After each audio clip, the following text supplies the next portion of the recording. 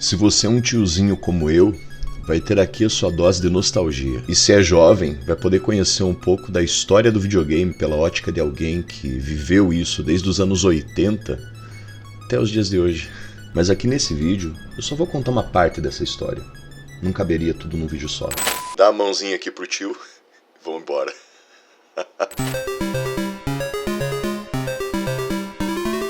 O ano era 1983 e o primeiro Nintendo Entertainment System havia sido lançado no Japão. E eu tinha 3 anos de idade. Mas foi apenas 5 anos depois que o meu pai me presenteou no Natal com o célebre Phantom System, um dos muitos clones nacionais do querido NES, produzido pela Gradiente, que era naquele ano de 1988, um baita lançamento. Foi meu primeiro videogame. Na verdade, ele comprou pra ele mesmo, mas quem jogou pra cacete e se tornou entusiasta fui eu. Phantom System. Nunca foi tão emocionante ficar em casa. O console era basicamente um Frankenstein, que misturava o design da carcaça do Atari 7800 com joysticks copiados do Sega Genesis, e que usava cartuchos no padrão americano de 72 pinos. Mas convenhamos, era um videogame muito charmoso. Só que antes disso, os videogames já faziam parte da minha vida. Eu poderia dizer que foi quase por acaso, mas parece que os jogos eletrônicos me perseguiam de certa forma. Embora as nossas memórias possam ser enganosas, eu consigo lembrar com detalhes da primeira vez que toquei no videogame. Talvez pelo impacto absurdo que teve em mim, esta memória se conserva quase como um inseto pré-histórico preservado em âmbar.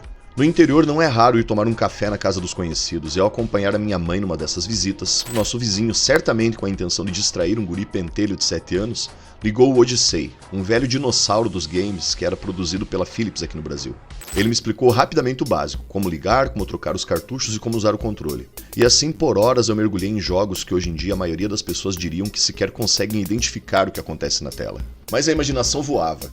Eram apenas quadrados coloridos, mas eu via claramente os cowboys duelando entre as árvores como se fossem de verdade, naquele jogo Duelo no Velho Oeste. Era só um triângulo atirando em traços, mas eu via um canhão atingindo discos voadores no Senhor das Trevas, que originalmente se chamava Attack of the Time Lord. E assim virou um hábito ir na casa do vizinho e passar um tempão ali na frente do videogame, sempre que possível. Algum tempo depois, sempre que eu visitava um dos meus padrinhos, que inclusive foi o que me apresentou heavy metal, eu passava horas brincando no Atari velho dele.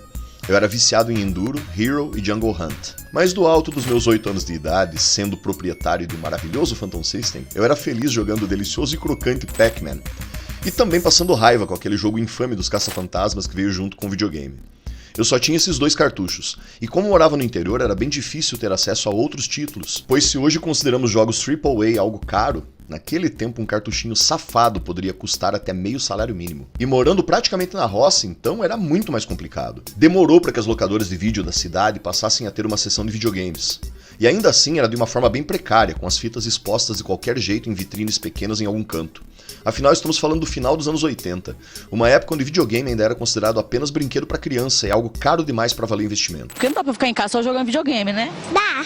Sem falar que a grande maioria das fitas encontradas nas lojas e locadoras eram versões japonesas de 60 pinos, de cores berrantes, piratonas, trazidas do Paraguai, e que para usar precisávamos de um adaptador, que não raro dava umas travadas bem na hora que você tava suando feito um leitão para matar aquele boss absurdo. No, God, please, no! No! Fita original era um luxo. Quem tinha era muito playboy, e geralmente dava um jeito de importar através de algum parente que viajasse para fora ou morasse em outro país. Ou do Paraguai, claro. Plata ou plomo. Com o passar do tempo, o videogame foi ficando um pouco mais popular. Começaram a surgir publicações como a famigerada revista Videogame. Algum tempo depois a Game Power, e também tinham alguns calhamaços importados como a Electronic Game Monthly, conhecida como EGM, e a Game Pro, que tinham quase 100 páginas. E embora eu tenha aprendido inglês muito cedo graças à minha mãe, que era professora, não é como se aos 10 anos de idade o meu nível fosse dos melhores para encarar uma revista enorme daquelas. Mas eu comprava do mesmo jeito, e ficava babando nos jogos, com um dicionário de bolso do lado para tentar entender o que os textos diziam. Agora já estamos em 1990 e os adultos pareciam estar começando a levar os videogames um pouco mais a sério. Afinal, ficou claro que dava lucro. Locadoras de vídeo passaram a ter sessões inteiras dedicadas a videogames. Agora com expositores, fitas originais, TVs ligadas com os jogos rodando. Não demorou e locadoras especializadas começaram a surgir, com suas TVs de tubo enormes e videogames para jogar pagando por hora.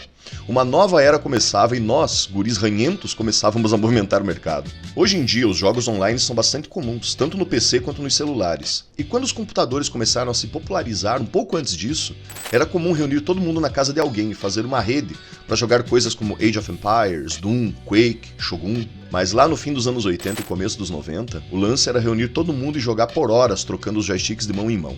Algo que resultou até numa cultura de clubes de videogame, que era basicamente um bando de guris que se juntavam na casa de alguém onde tivesse algum espaço sem muito uso, uma edícula, um quarto dos fundos, cada um levando seu videogame e suas fitas, para passar horas lá jogando e tirando fotos da tela da TV com câmeras de filme, para mandar os recordes ou tela final de algum jogo para as revistas publicarem. Eu lembro que era uma dificuldade para tirar uma foto decente de uma tela de TV. Tinha que fechar as janelas, colocar um cobertor para ficar tudo muito escuro e não usar flash. Tinha até instruções de como fazer isso no final das revistas. Obviamente que eu e um grupo de amigos éramos viciados nisso. Um bando de guris entre 10 e 15 anos de idade jogando videogame como se não houvesse amanhã. Eu morava no interior, então era comum que muitas casas tivessem um paiol nos fundos. Geralmente de madeira, que servia para guardar tralha.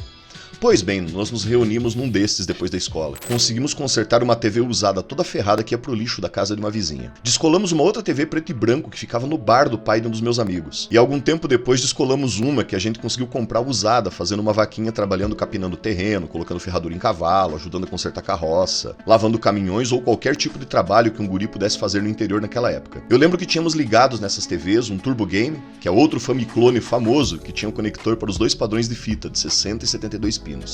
Também tinha um Master System, um Mega Drive, e daí no canto tinha um Atari parado, daqueles com jogos na memória que a gente ligava de vez em quando. Eu lembro de quando a minha família descia pro litoral no final do ano, e ao invés de gastar com sorvete, eu me enfiava nos fliperamas apinhados de gente pra jogar Tartarugas Ninja ou Moonwalker. Inclusive, qual não foi meu entusiasmo quando eu soube através de uma revista que finalmente um port do arcade dos Tartarugas Ninja tinha saído para o NES. Era lindo, igualzinho do fliperama, pra jogar em casa e sem torrar grana com fichas. Era um sonho. Aham. Sei. Sabe de nada, inocente.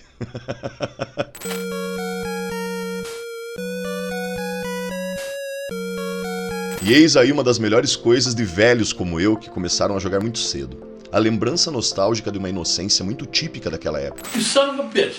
You son of a bitch! Onde todo e qualquer pequeno avanço em jogos de videogame eram percebidos com empolgação, com os olhos brilhando, ansiosos pelo momento em que finalmente poderia colocar as mãos numa daquelas maravilhas incríveis, que parecia um sonho distante e irrealizável. As coisas aconteciam mais devagar, tudo era muito mais caro e pouco acessível. Não existia internet, não existia globalização. Para vocês terem uma ideia, em 1988 o Genesis foi lançado no Japão, mas só veio para o Brasil 2 anos depois. O mesmo ocorreu com o Super NES, lançado em 90, mas só aparecendo em terras tupiniquins lá por 93. Mas era possível descolar uma unidade antes disso, importando do Paraguai. E foi assim que em 1992 eu consegui o meu. Eu lembro que quando o Super NES chegou numa locadora lá no interior pela primeira vez, tinha até fila da gurizada pra jogar. Os meus olhos não acreditavam no que viam. Super Mario World, absurdamente colorido, claro, com aquela música perfeita. F-Zero tinha a melhor trilha sonora do mundo e o Mode 7 tornava o jogo insanamente rápido. Foi de longe o meu videogame favorito e ainda é até hoje.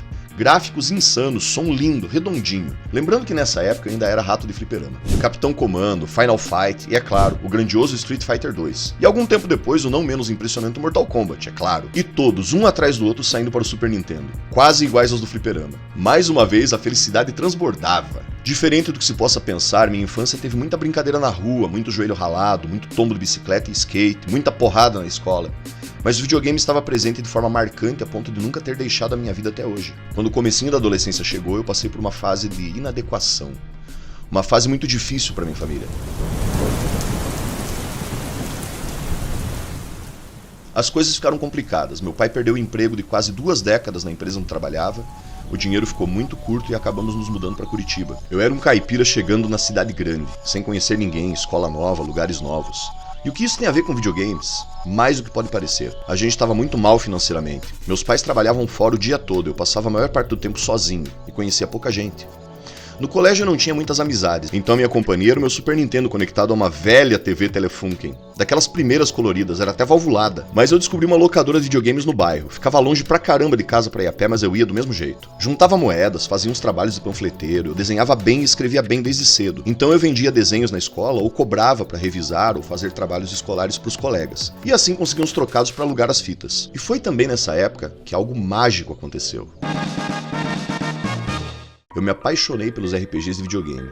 Se tornou meu gênero favorito até hoje. Já estávamos no meio dos anos 90 e eu descobri Final Fantasy VI, Lufia, Breath of Fire, Zelda e, é claro, o meu jogo favorito de todos os tempos até os dias de hoje, Chrono Trigger. Eu chegava da escola e corria pro videogame. Mas não sem antes colocar um ferro de passar roupas aquecido em cima da TV para esquentar as válvulas e ela finalmente dar imagem para eu poder jogar. Pacientemente eu aguardava, enquanto preparava um café e dava uma geral na casa para quando os meus pais chegassem. Finalmente, lá estava eu sentado no velho sofá de frente para aquela TV caindo aos pedaços, com o Link explorando as masmorras, com Terra e a sua turma enfrentando Kefka e, é claro, com o Crono viajando pelo tempo e espaço.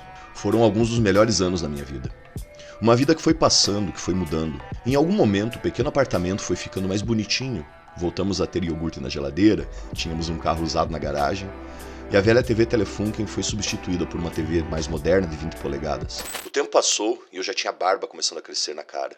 Eu cantava numa banda de rock e já tocávamos na noite. Eu tinha terminado o 2º grau e queria fazer vestibular para jornalismo ou design. Eu tinha pouco tempo para o videogame. E foi quando o guitarrista da minha banda me mostrou Final Fantasy VII, recém-lançado, rodando num PlayStation na sua enorme TV de 30 polegadas, que eu percebi. Será que o meu tempo com o videogame acabou? Foi uma sensação um pouco melancólica. Eu tinha quase 18 anos, mas queria muito jogar aquilo. Só que um PlayStation custava caro, e o jogo também.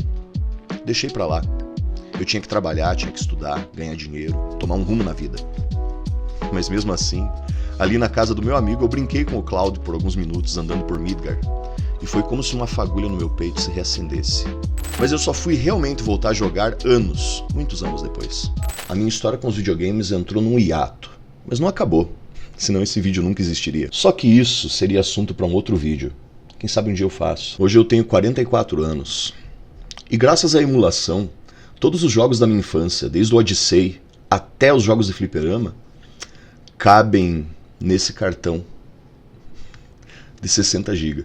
Não preciso mais ficar tentando sintonizar o videogame numa TV de 14 polegadas usando um adaptador RF.